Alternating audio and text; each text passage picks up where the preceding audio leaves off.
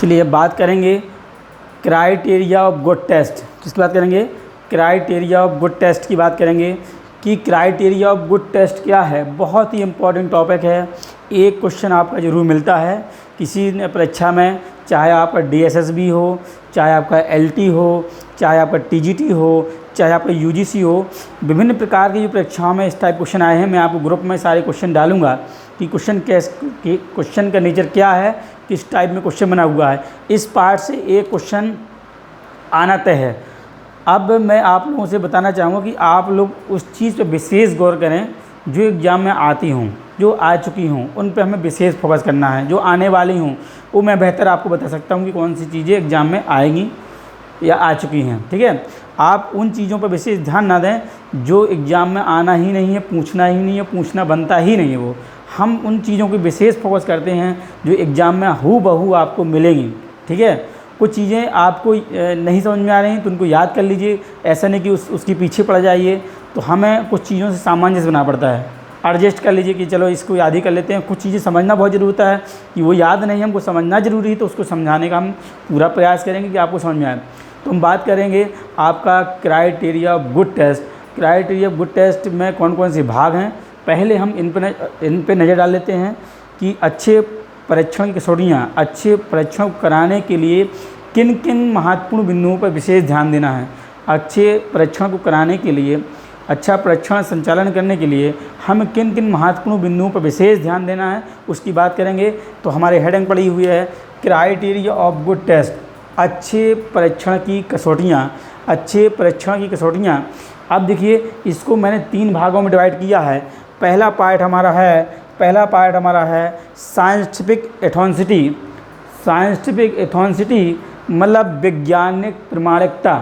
Scientific एथेंटिसिटी मतलब वैज्ञानिक प्रमाणिकता। दूसरा मैंने लिखा है आपका एडमिनिस्ट्रेटिव फेसिबिलिटी।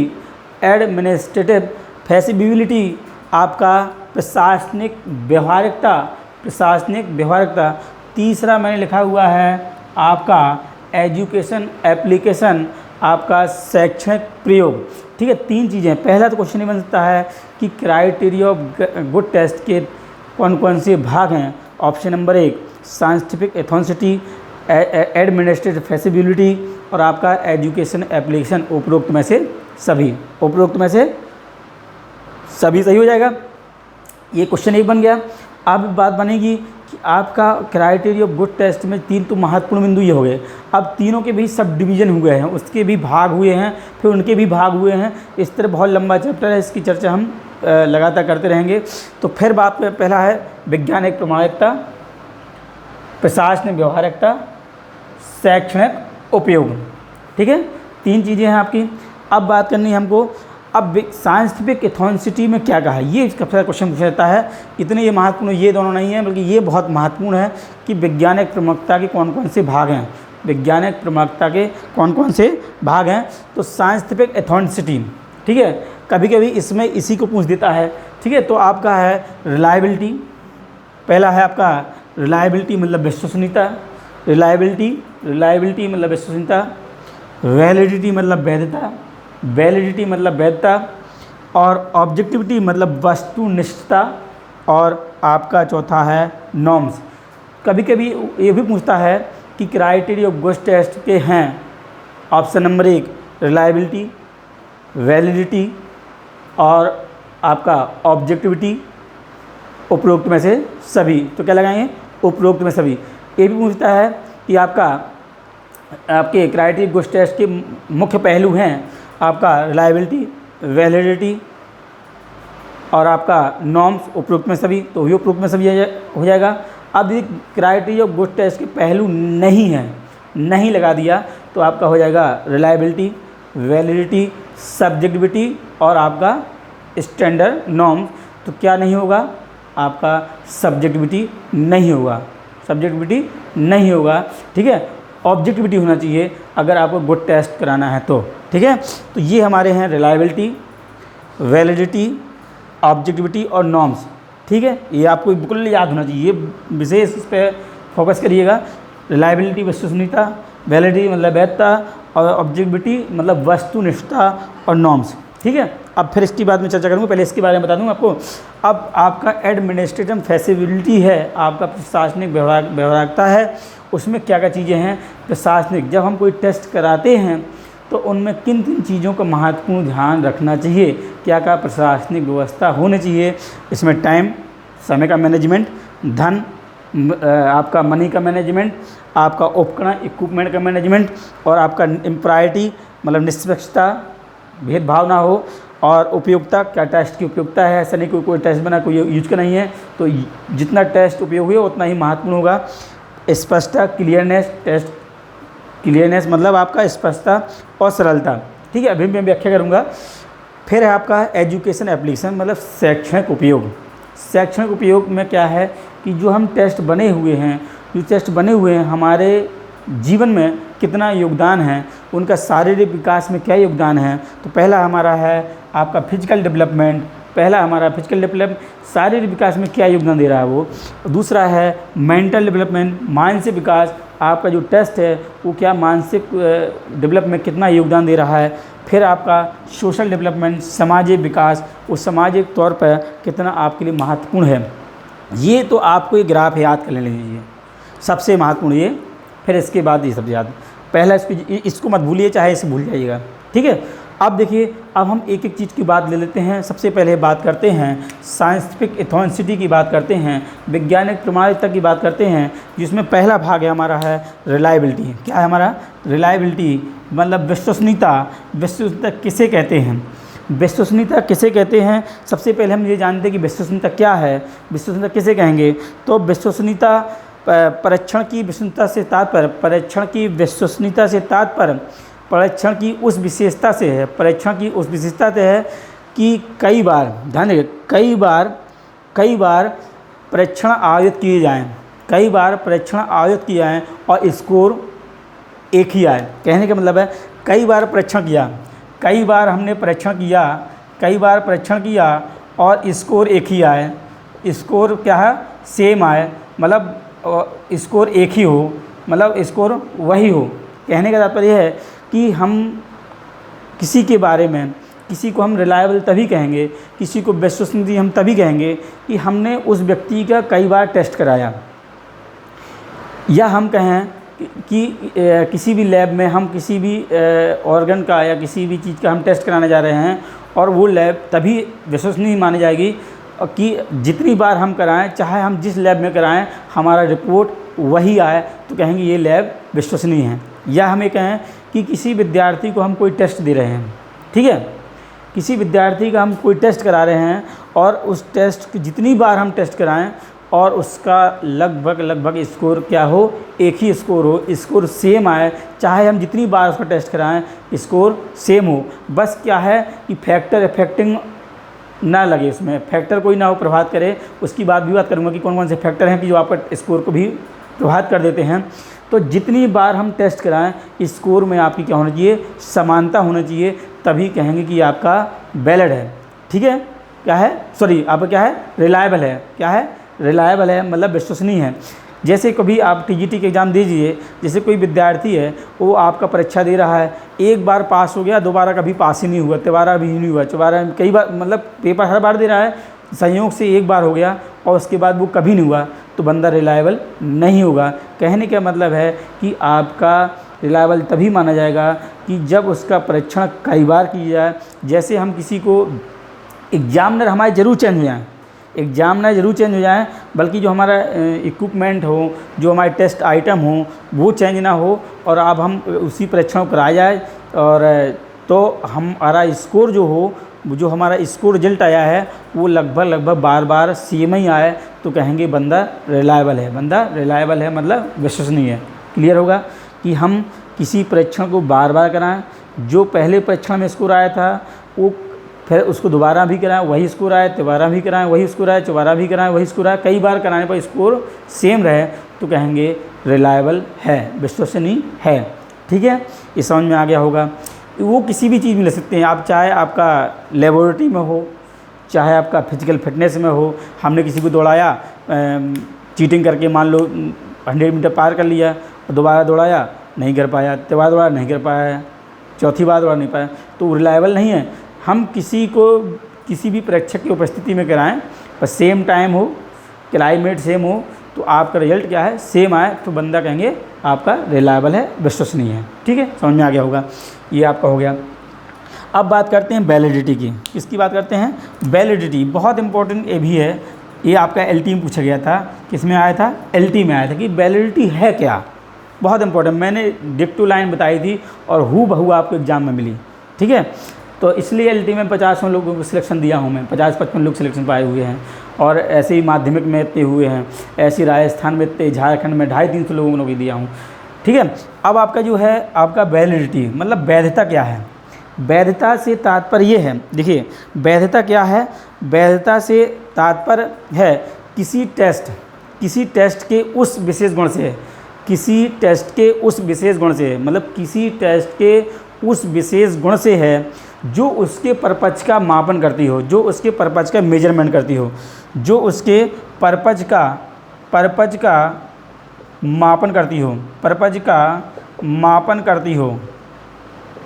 ठीक है, क्या करती हो, वैलिडिटी के उस विशेष गुण से है। वैधता से तात्पर्य है किसी टेस्ट के उस विशेष गुण से है, जो किसी टेस्ट के उस विशेष गुण से है जो उसके परपच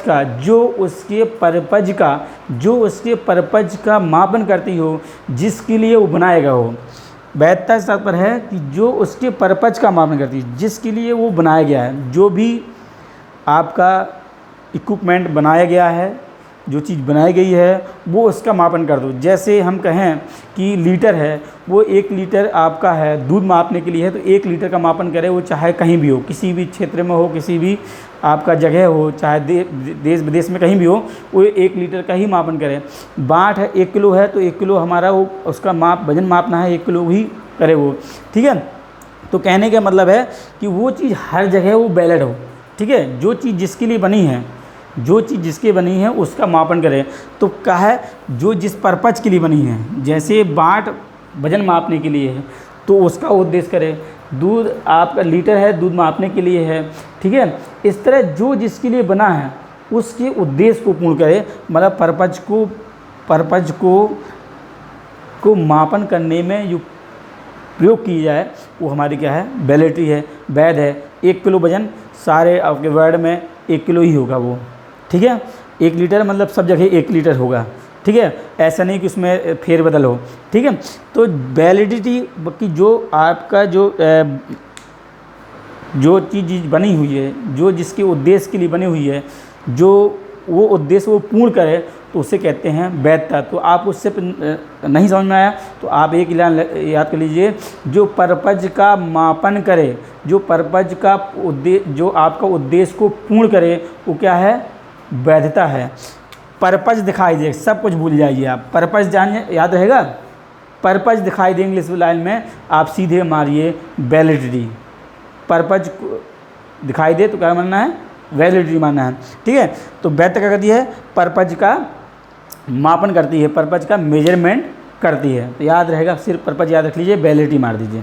ठीक, अब देखिए तीसरा हमारा है आपका ऑब्जेक्टिविटी, मतलब वस्तुनिष्ठता। वस्तुनिष्ठता ये भी बहुत इंपॉर्टेंट है। ऑब्जेक्टिविटी और सब्जेक्टिविटी, मैं दोनों लोग कन्फ्यूज अधिकांश तो होते हैं कि ऑब्जेक्टिविटी क्या है और सब्जेक्टिविटी क्या है। तो इसमें हम बात करनी है ऑब्जेक्टिविटी की बात करनी है। ऑब्जेक्ट मतलब वस्तुनिष्ठता। वस्तुनिष्ठ का मतलब होता है, जैसे हम टीजीटी की परीक्षा दे रहे हैं, उसमें क्या है, क्वेश्चन क्या आते हैं, ऑब्जेक्ट टाइप में आते हैं। ऑब्जेक्ट, ठीक है, गोला भरने वाले, सही गलत वाले, ये क्या आते हैं, ऑब्जेक्टिविटी आते हैं। और सब्जेक्टिविटी क्या होती है, सब्जेक्ट मतलब हम किसी के बारे में व्याख्यान लिखें, विस्तार रूप से वर्णन। तो उसमें होता क्या है कि मैं इसके बारे में थोड़ा सा आपको बात करूँ कि जो ऑब्जेक्टिविटी होती है, जो आपने टिक मार दिया, आपने जो गोला भर दिए, उसमें आपका जो कॉपी चेक करने वाला होगा, जो आपका परीक्षक होगा, वो आप में किसी प्रकार का प्रभाव नहीं डाल पाएगा और उसका प्रभाव बिल्कुल नहीं रहेगा। जो आपने कर दिया वही आपका रिजल्ट रहेगा। जो आपने टिक भर दिया, जो आपने सही गलत कर दिए, जो आपने गोला भर दिए, वही आपका रिजल्ट होगा। ठीक है, और उसमें आपके परीक्षक का, आपके टीचर्स का उसमें कोई रोल नहीं रहेगा, आप पे उसका प्रभाव नहीं पड़ेगा आपके उस पर। ठीक है, अब सब्जेक्टिविटी में क्या होता है, कॉपी चेक कर रहे हैं, किसी को शब्द अच्छे लगे, किसी को शब्द वो ख़राब लगे, किसी को इंग्लिश पसंद है, किसी को हिंदी पसंद है, तो मूल्यांकन जो होगा वो क्या हो जाएगा, भिन्नता हो जाएगी, रिजल्ट हमारा क्या होगा, बदल जाएगा। ठीक है, किसी के बारे में आप सही से मूल्यांकन नहीं कर पाएंगे उसमें। ठीक है, तो बात क्या है, जो ऑब्जेक्टिविटी के बारे में देखिए कि वस्तुनिष्ठ परीक्षण वह है जिसके द्वारा परीक्षार्थी की उपलब्धि देखकर प्रत्येक परीक्षक एक ही निर्णय ले।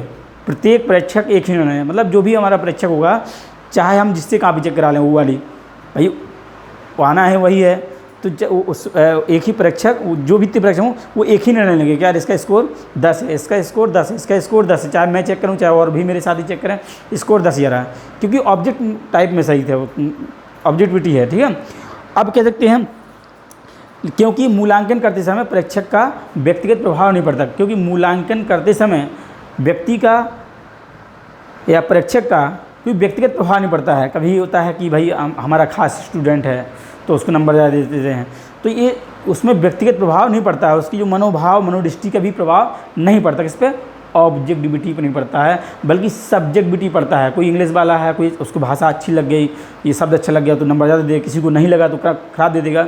तो ऑब्जेक्टिविटी क्या है, अच्छा हमें टेस्ट कराना है तो हमें ऑब्जेक्टिविटी ज़रूरी है। तो ऑब्जेक्टिविटी समझ गए आप, जिसे हम ट्रू फॉल्स कर सकते हैं। ठीक है, ठीक। अब हम बात करेंगे नॉर्म्स की बात करेंगे, किसकी बात करेंगे, नॉर्म्स की बात करेंगे, मानक की बात करेंगे। मानक से तात्पर्य है, मानक कैसे बनते हैं, पहले हम जानें कि मानक बनते कैसे हैं, मानक का डिसाइड कैसे होता है, नॉर्म्स कैसे बनाए जाते हैं। तो सबसे पहले हम क्या करते हैं, मानक वह अंक है जो न्यायाधीशों से प्राप्त किए जाते हैं। मानक वह अंक है जो न्यायाधीशों से प्राप्त किए जाते हैं। जैसे हमें किसी विशेष न्यायाधीश, मतलब सैम्पलिंग, आप जब मानक बनते हैं तो हम बहुत बड़े एरिया में बहुत लोगों का एक सैंपल लेते हैं, सैंपल के आधार पर उसमें कैटेगराइज कर देते हैं। बहुत सारे लोगों का डाटा ले लेंगे तो उससे हम पता चल जाएगा कि कौन अच्छे हैं, कौन ख़राब हैं, क्या इसका स्टैंडर्ड है, क्या है। तो जब हम कई लोगों को लेंगे तो उससे हम एक नॉर्म्स बना सकते हैं। जब हम कई चीज़ों को बहुत से लोगों से, हर पॉपुलेशन से सैंपल ले लेंगे, हमने एक मतलब बहुत सारे लोगों से, इधर जैसे मान लीजिए 100 लोग हैं तो हमने 10 चुन लिए, दूसरी जगह 100 हैं वहाँ से 10 चुन लिए, दूसरी जगह 100 हैं वो 10 चुन लिए। इस तरह हम सैंपल ले लेते हैं, 100 में से 10 निकाल लेते हैं। फिर उसी से हम उनका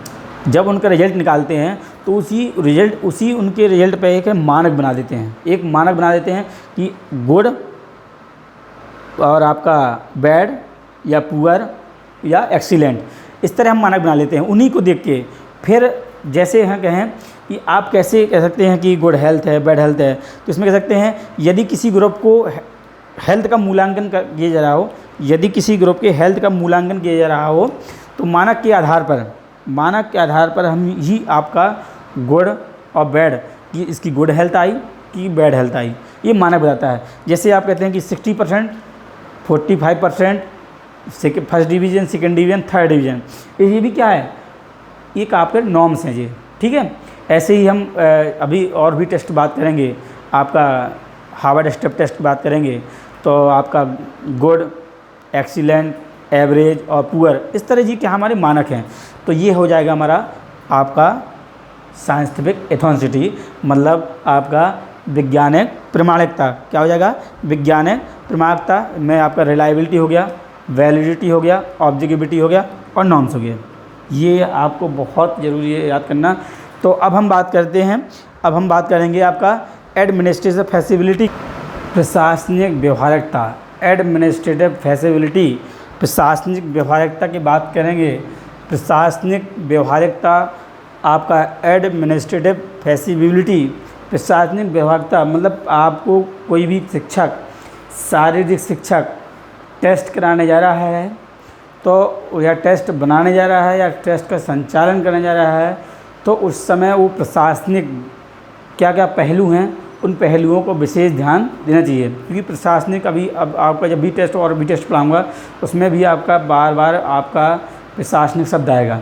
ठीक है, तो प्रशासनिक व्यवस्था, जब हम कोई टेस्ट करा रहे हैं तो उसमें प्रशासन कौन कौन होगा, प्रशासन को क्या क्या व्यवस्थाएं करनी होगी, उन सारी चीज़ों की चर्चा करनी है अब। ठीक है, तो इसमें है आपका प्रशासनिक व्यवहारिकता। आपका सबसे पहले है समय। क्या है, समय मतलब टाइम। ठीक है, जैसे कोई भी शिक्षक हो, जैसे आप लोग भी सारे शिक्षक हैं, बढ़ने जा रहे हैं, तो आप किसी भी संस्था में जाएंगे और टेस्ट कराएंगे या टेस्ट बनाएंगे, टेस्ट कराएंगे तो टेस्ट कराने में हमें कितना समय लगेगा, टेस्ट कराने में कितना समय लगेगा ये हमें पहले से पता होना चाहिए। ऐसा नहीं कि हम नोटिस दे दें और समय ज़्यादा लग गया है, बच्चे आएँ और बच्चों को समय ज़्यादा देर तक रुकना पड़े। तो इसलिए टेस्ट बनाते समय आपको टेस्ट कराने के लिए, टेस्ट को कराने में कितना समय लगेगा उस चीज़ को हमें ध्यान देना है। या आपका समय का भी विशेष रूप से ध्यान देना कि टेस्ट कराने में कितना समय लगेगा, ठीक है। दूसरा है आपका मनी, मतलब धन। मनी का तात्पर्य हमारा धन से है कि टेस्ट का निर्माण करते समय कितनी धनराशि की आवश्यकता होगी, टेस्ट का निर्माण करते समय कितनी धनराशि की आवश्यकता होगी, ये पहले से हम प्लानिंग कर लेते हैं। नहीं तो ऐसा नहीं कि हम प्लान बनाएं और नहीं बनाएंगे तो आपको हो सकता है धन की कमी पड़ जाए। तो ये प्रशासन क्यों ही कराता है, प्रशासन ही व्यवस्था कराता है पैसे की। तो टेस्ट के निर्माण के समय कितनी धन की आवश्यकता है और उसी हिसाब से हमें व्यवस्था करनी पड़ती है, ठीक है, कितनी धनराशि की आवश्यकता है। फिर है उपकरण। उपकरण में क्या है कि उपकरण से तात्पर्य है कि उपकरणों की व्याख्या, सही जानकारी देना चाहिए। जैसे हम कोई टेस्ट करा रहे हैं, सपोज हम टेस्ट करा रहे हैं और हमारे जो स्टूडेंट आए हैं उन्हें उपकरणों के बारे में नॉलेज नहीं है, तो हमें परीक्षक की ड्यूटी बनती है कि उन उपकरणों के बारे में सही से व्याख्या कर दे कि इसको करने से ये है, इसमें आपका ये परफॉर्मेंस रहेगा, वो काउंट किया जाएगा। तो उपकरणों को सही जानकारी, सही ज्ञान होगा तभी खिलाड़ी परफॉर्मेंस कर पाएगा। उसे पता ही नहीं हो, कुछ भी करने लगे। इसलिए ये प्रशासन की ड्यूटी है, वो बताए कि इस उपकरण का ये उपयोग है, इससे आपकी ये क्रियाकलाप करनी है, ये परफॉर्मेंस आएगा, इसी से आपका नोट होगा, ठीक है। इम्पायरिटी मतलब निष्पक्षता, ये आपका 2016 TGT में आया था। इम्पायरिटी आपका निष्पक्षता मतलब है कोई टेस्ट हो रहा है, जैसे BPED MPED के एंट्रेंस टेस्ट होते हैं, उसमें आपर टेस्ट का यूज होता है, तो हेरा फेरी ना हो कि जो आपका बच्चा कर रहा है वही करे। ये प्रशासन की ड्यूटी बनती है। ऐसा नहीं किसी बच्चे का मार्क्स बढ़ा दिए, किसी को कम कर दिए, ये नहीं होना चाहिए। आपका इम्प्रायरिटी मतलब आपका इम्पायरिटी मतलब निष्पक्षता, किसी प्रकार के उनके परफॉर्मेंस जो प्रदर्शन उन्होंने किया है, जो उनके रिजल्ट के साथ हेरा फेरी नहीं होना चाहिए, आपको भेदभाव नहीं करना चाहिए। फिर आपका उपयोगिता मतलब यूटिलिटी, कि जो हमने टेस्ट बनाया है, उपयोगिता जो टेस्ट सिलेक्टर द्वारा जो टेस्ट बनाए हैं उनकी क्या उपयोगिता है। जो हमारे टेस्ट जो फिजिकल एजुकेशन टीचर है जिसके द्वारा वो टेस्ट बनाया गया है, उस टेस्ट का कितना हमारे लाइफ में, कितना फिजिकल एजुकेशन दृष्टिकोण से वो महत्वपूर्ण है। तो यूटिलिटी होगा तब तो अच्छा होगा। इसलिए इन सारी चीज़ों ध्यान रखना चाहिए कि वो जैसे आपर टेस्ट है उसका आजकल बहुत उपयोग हर जगह, हर BPED एंट्रेंस में यूज हो रहा है। फिजिकल फिटनेस टेस्ट में आपका यूज कर रहे हैं, फिजिकल टेस्ट में यूज किया जा रहा है हर जगह। तो आपकी जो टेस्ट बनाया गया वो कितना उपयोगी है, कितना आपके लिए जीवन में महत्वपूर्ण है, इन चीज़ों का भी विशेष ध्यान रखने, किसको, प्रशासन को ध्यान रखना चाहिए, ठीक है। फिर आपका है स्पष्टता मतलब आपका क्लियरनेस होना चाहिए कि आइटम जो हम टेस्ट करा रहे हैं उसमें नंबर ऑफ़ आइटम कितने हैं। हम क्राउसबेरी टेस्ट कराए तो बताना चाहिए कि हमारे नंबर ऑफ़ आइटम 6 हैं। आपर टेस्ट कराए तो नंबर ऑफ़ आइटम 6 हैं।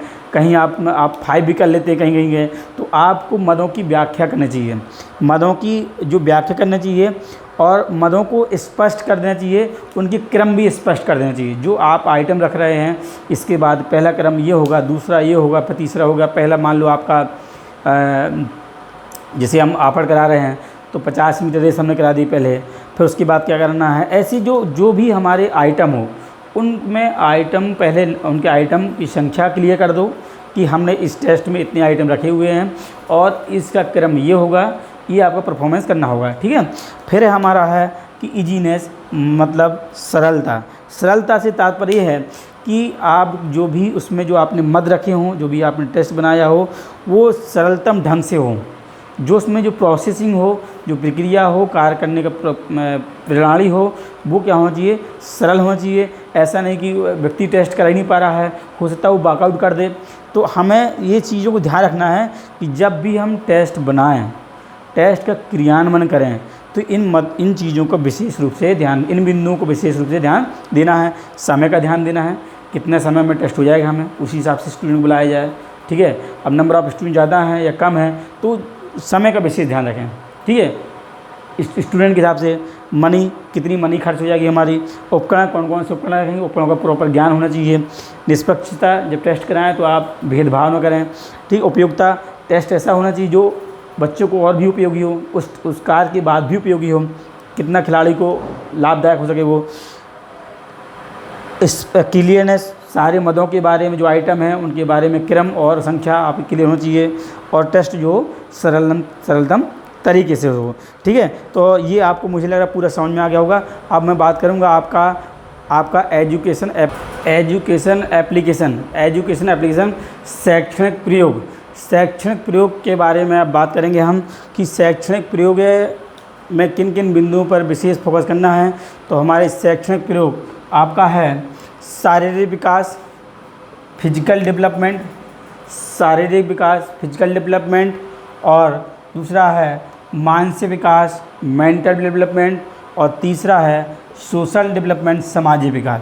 जब हम टेस्ट को बनाते हैं, टेस्ट का निर्माण करते हैं, तो टेस्ट की विशेष रूप से ध्यान रखते हैं कि टेस्ट का जो उपयोग हो, क्या ऐसा टेस्ट है जो हमारा शारीरिक विकास कर रहा है, जो हमारे फिजिकल डेवलपमेंट को विकसित कर रहा है, या ऐसा टेस्ट हो कि जो ऐसा टेस्ट बनाया जाए कि जो टेस्ट बनाते समय, टेस्ट सेलेक्ट करते समय वो मानसिक स्टेटस को भी डेवलप करे, आपके मानसिक विकास को भी बढ़ाए, और ऐसा भी टेस्ट हो जो आपके सोशल सामाजिक द्वारा उसे सामाजिक मान्यता मिले और सामाजिक विकास को करने में सहायक हो।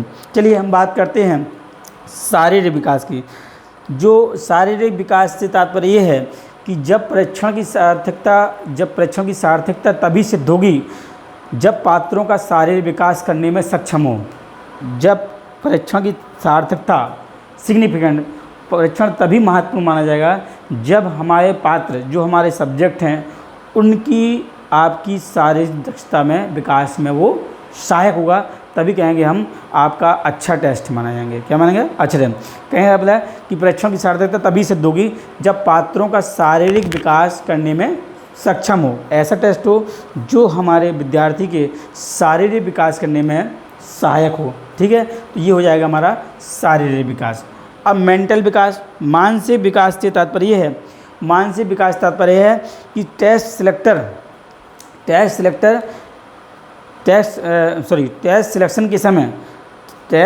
के समय सिलेक्टर को इस तथ्य पर ध्यान देना चाहिए कि इसके प्रयोग से मेंटल स्टेटस का विकास होगा। जो टेस्ट बना रहा है उसको इस बात का ध्यान देना चाहिए कि जो टेस्ट बना रहा है, क्या वो टेस्ट फिजिकल के साथ साथ क्या वो मानसिक विकास भी करेगा, तो आपके लिए बेहतर होगा, आप तभी आपका अच्छे परीक्षण कसौटियों में शामिल होगा वो।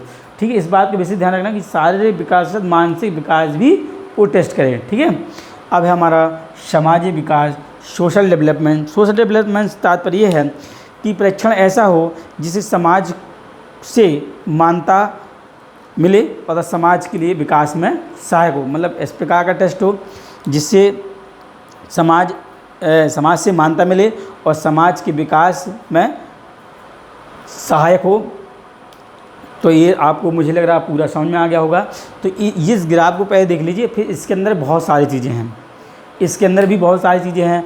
अब हम पहले तो हम इसको फिर एक बार रिवाइज कर लेते हैं, फिर उसके आगे बताता हूँ मैं। क्राइटेरिया ऑफ गुड टेस्ट, अच्छे परीक्षण की कसौटियाँ, मैं 3 भागों में बांटा: वैज्ञानिक प्रमाणिकता, प्रशासनिक व्यवहारिकता, शैक्षणिक उपयोग। फिर मैंने कहा कि वैज्ञानिक प्रमाणिकता के आपके कितने भाग हैं? 1, 2, 3, 4 हैं।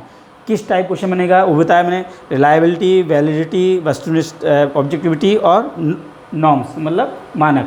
ठीक है, कौन सा है कौन सा नहीं है ये याद रखना है। फिर मैंने बताया कि आपका प्रशासनिक व्यवहारिकता, समय, धन, उपकरण निष्पक्षता, उपयोगिता, स्पष्टता और सरलता। ये इससे पूछता है कि एडमिनिस्ट्रेटिव फैसिलिटी या प्रशासनिक व्यवहारिकता का भाग है कौन नहीं है, ये भी आ सकता है। फिर शैक्षणिक उपयोग आपका शारीरिक विकास, मानसिक विकास और सामाजिक विकास। ठीक है, तो ये आपका क्राइटेरिया की मुख्य बिंदु हैं, महत्वपूर्ण बिंदु हैं। अब इसमें और चीज़ बनी, अब जैसे हम बात करें इसकी रिलायबिलिटी की। रिलायबिलिटी क्या है?